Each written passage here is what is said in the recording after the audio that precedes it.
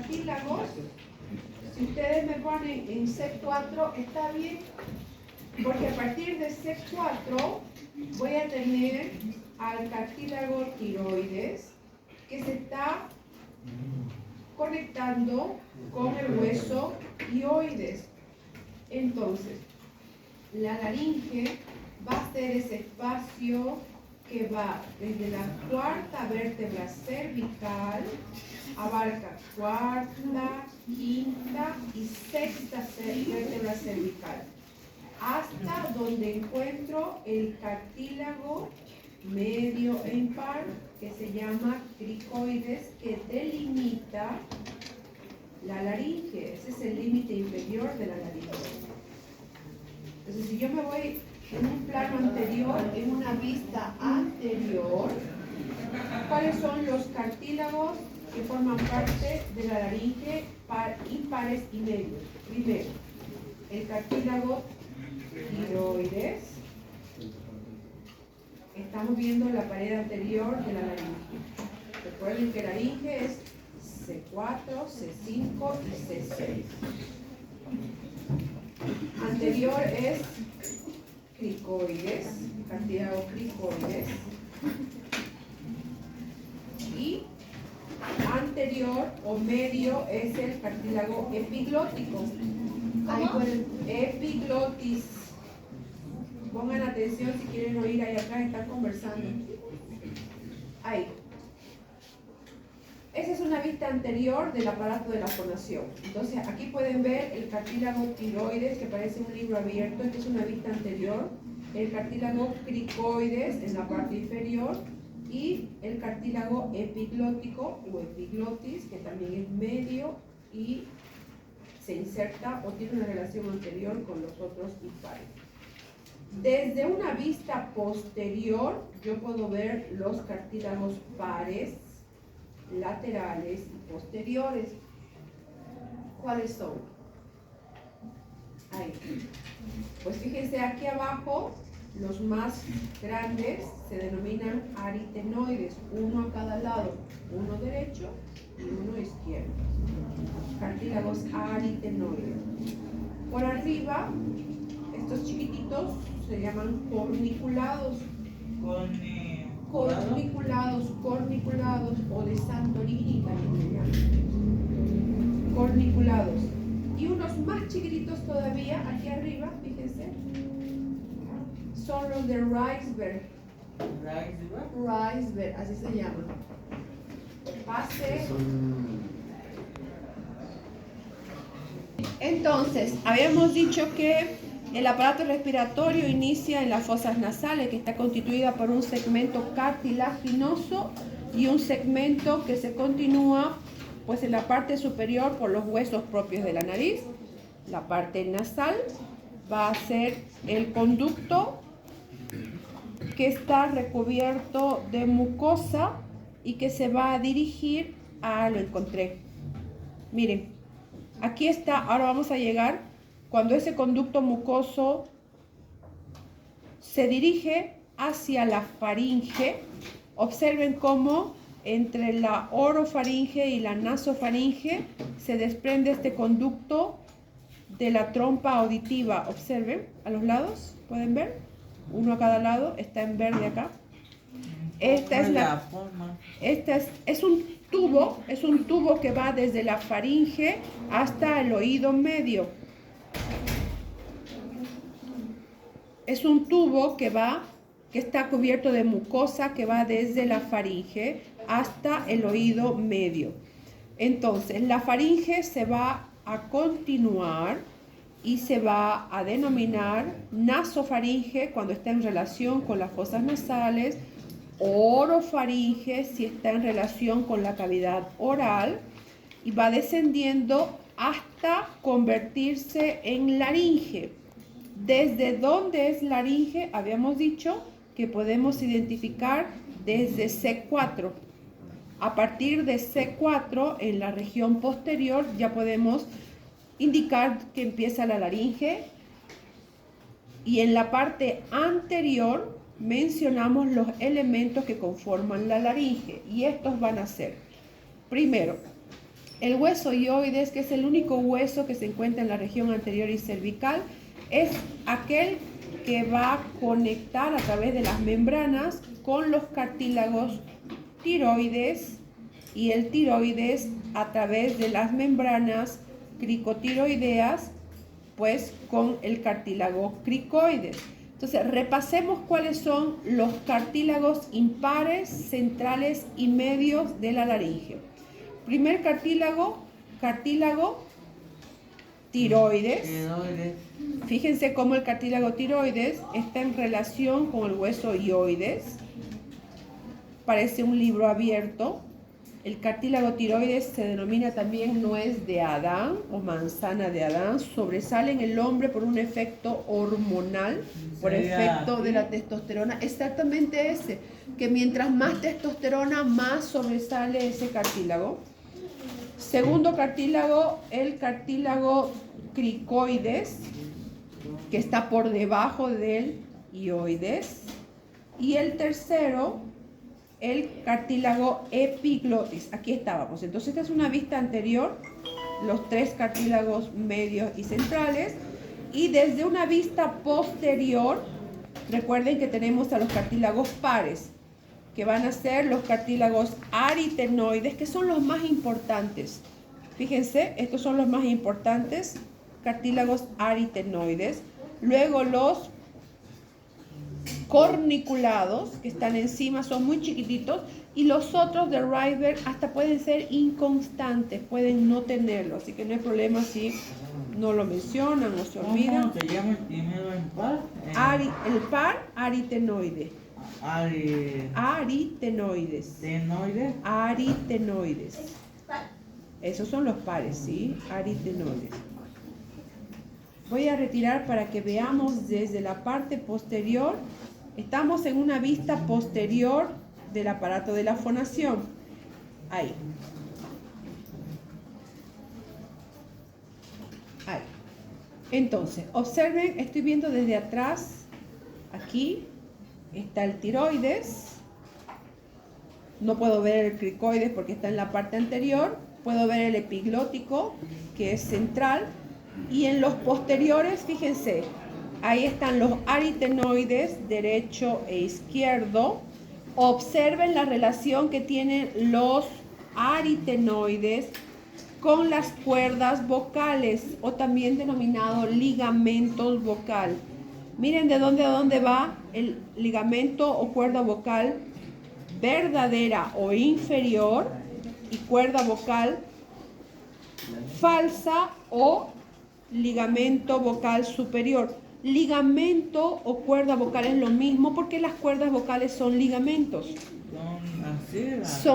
Van desde la parte posterior hasta la parte anterior del cartílago tiroides. Entonces, ¿cuáles son los ligamentos o cuerdas vocales verdaderas? Las inferiores. Las inferiores. ¿Y de dónde a dónde van? Es una pregunta que tienen para el viernes. ¿Dónde se insertan sus cuerdas vocales? Las cuerdas vocales se insertan desde los cartílagos aritenoides hasta el cartílago tiroides en la parte posterior. Los otros cartílagos que son posteriores y pares, habíamos dicho que son los corniculados, ¿verdad? Y los de Reisberg también se llaman cuneiformes. Cuneiformes. Exacto. Ahora, observen acá. ¿O de quién? Cuneiformes. Ahí está escrito. Cada vez que ustedes miren la relación que tiene la tráquea, chicos, observen la relación que tiene la tráquea. ¿Qué órgano está pegadito a la tráquea? ¿El esófago? Ese es el esófago. ¿Qué forma tiene? Es un tubo hueco que deja pasar el bolo alimenticio. Miren, observen cómo el esófago está íntimamente relacionado, está pegadito a la tráquea. Miren, cada vez que ustedes están con el bolo alimenticio aquí arriba en la lengua, están moviendo el bolo alimenticio y degluten y tragan el bolo alimenticio, la epiglotis baja y se cierra. Cierra la tráquea para que el bolo alimenticio no se vaya a la tráquea. Entonces, voy a quitar acá. Miren. Voy a quitar aquí. Miren acá. Cuando ustedes mastican, cada vez que ustedes degluten, el bolo alimenticio pasa, la glotis baja y se cierra la tráquea para que ese alimento pueda bajar hacia el esófago. Cuando ustedes degluten, hablan, ríen, gritan y respiran, la glotis no sabe si bajar o subir.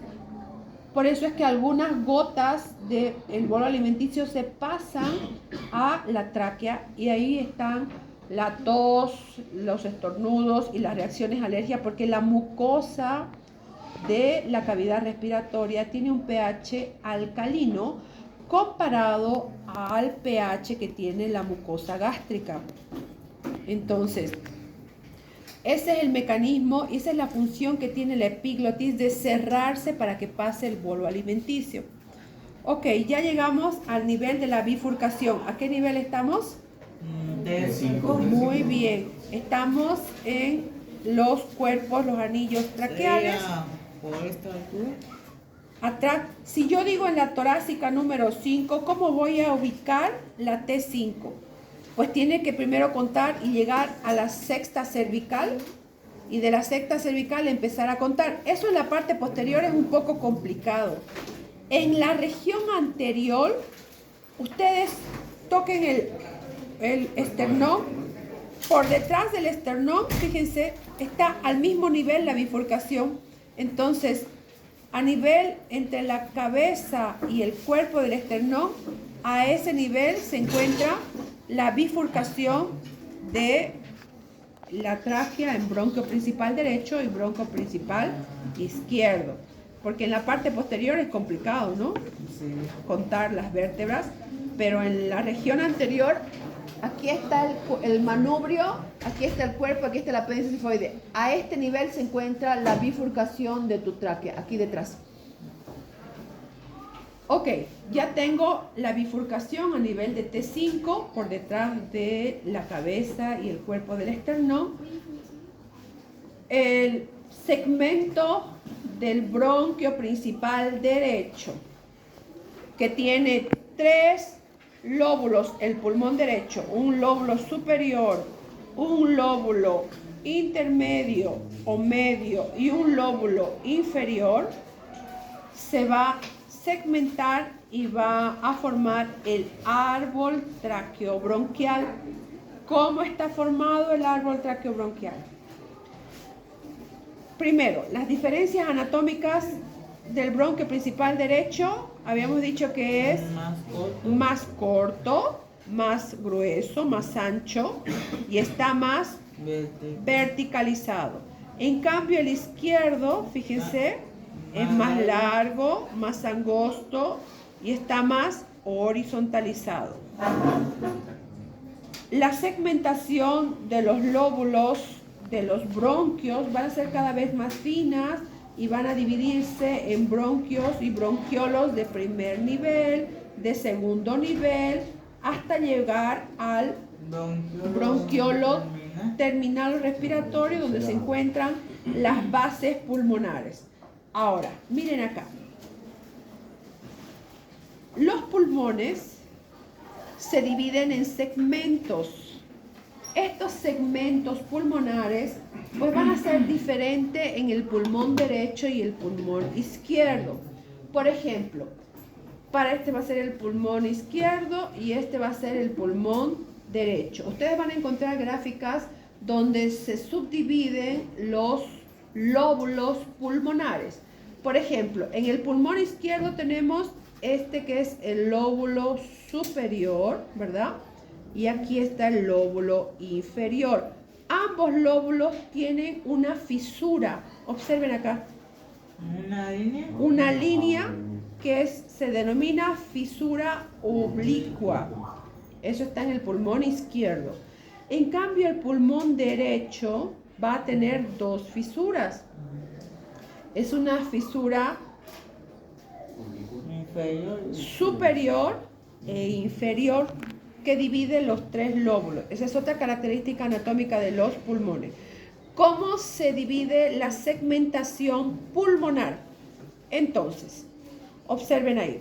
En el pulmón izquierdo vamos a tener en el lóbulo superior, se va a dividir en un lóbulo posterior, en un lóbulo anterior, en una língula, ¿sí? Língula superior, língula inferior. Eso solamente serían los segmentos del lóbulo superior en el pulmón izquierdo. En el lóbulo inferior, en este lóbulo del pulmón izquierdo, se va a subdividir los segmentos pulmonares en lóbulo basal, porque están en la base, ¿verdad? Superior, lóbulo basal anterolateral, lóbulo basal lateral y lóbulo basal posterior. Así se subdividen los lóbulos del pulmón izquierdo. En los últimos, ¿qué eran? Se llaman basales. En los basales es el anterolateral. Está el superior, anterolateral, lateral y posterior. En el izquierdo, ¿cómo se subdividen los lóbulos pulmonares? Perdón, en el derecho. Vamos con el pulmón derecho. Dijimos que se divide en lóbulo superior, lóbulo medio y lóbulo inferior. Entonces yo les voy a dictar cómo se subdivide, ustedes lo anotan y lo segmentan. Entonces, el lóbulo superior va a tener, primero, el lóbulo apical, que es el más superior, el que está aquí arriba, el lóbulo apical. Apical, de ápice, así, apical, de ápice, de punta. Ese sería el lóbulo apical. Segundo es el lóbulo posterior, luego tiene el lóbulo anterior y ahí se termina la segmentación del lóbulo superior. Es el apical, posterior y el... Apical, posterior y anterior. Okay. En el lóbulo medio, en este, ¿en cuántas partes se subdivide? Anterior y Posterior. anterior y medial. Ese es el que no tiene el del lado izquierdo. Y en el inferior es igual que el del otro lado. En el inferior, ¿se acuerdan cómo lo habíamos subdividido? En basales. Y van a ser, pues, el lóbulo basal superior, basal lateral, basal anterior y basal posterior. En el izquierdo hay uno extra que es el Anterolateral. anterolateral. Sí. Estos lóbulos, fíjense que los lóbulos de la língula en el izquierdo, chicos, estos lóbulos de la língula, estos que están aquí, son los vestigios o recuerdos de esa parte del pulmón que no se terminó de desarrollar porque el corazón necesitaba más espacio. Estos lóbulos de la língula son los que abrazan al corazón. Aquí está el corazón y los cubren. Es donde está el ápex. Exactamente. Donde está justamente el ápex, que es la punta del corazón. Entonces, si yo coloco aquí el corazón, observen, miren. Entonces, el corazón tiene contacto directo, la punta del corazón, ¿con qué parte del pulmón? Con el lóbulo de la língula. El lóbulo de la língula, que es esta parte que pueden ver ahí, que hace como un brazo que abraza al corazón. Ok, entonces, pues con aparato respiratorio hemos terminado. Lo que queda ahora es explicar la parte de hemodinamia